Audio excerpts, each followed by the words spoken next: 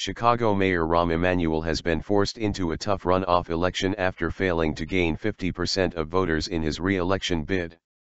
Mr. Emanuel had 45% of the vote while his main challenger, Chuy Garcia, gained 34%. Mr. Garcia was successful in garnering support from those who have been unhappy with Mr. Emanuel's term as mayor, including the teachers' union. The runoff election will be held on April 7. Speaking to supporters on Tuesday night, Mr. Emanuel pledged to return to campaigning immediately. "We will get back out there, talking to our friends and families and neighbors as they make a critical choice about who has the strength, who has the leadership, who has the ideas to move this great city forward," Mr. Emanuel said. "Today, we the people have spoken," Mr. Garcia told supporters, some who were already wearing campaign buttons with the runoff date and a cartoon version of Mr. Garcia's mustache. "This city deserves a mayor who will put people first, not big money, special interests," Mr. Garcia said on Tuesday. "I will be that mayor." Both Mr. Garcia and Mr. Emanuel were already out shaking hands on Wednesday morning at stations on the city's L subway.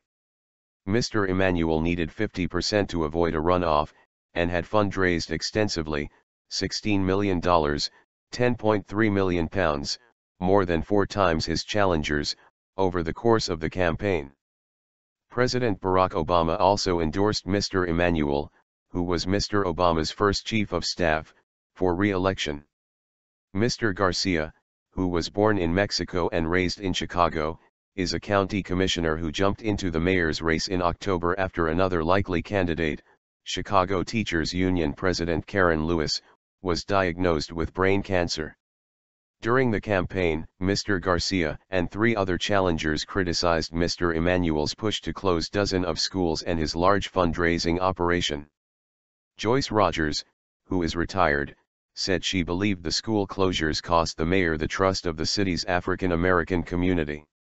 "Many in the city's public schools are minorities. There is total disappointment," she said. "I believe that Obama's been let down, too, he's just not going to say it." But others were supportive of Mr. Emanuel's efforts to bring more jobs to the city. The mayor campaigned on his record, making a series of tough budget decisions and raising the city's minimum wage.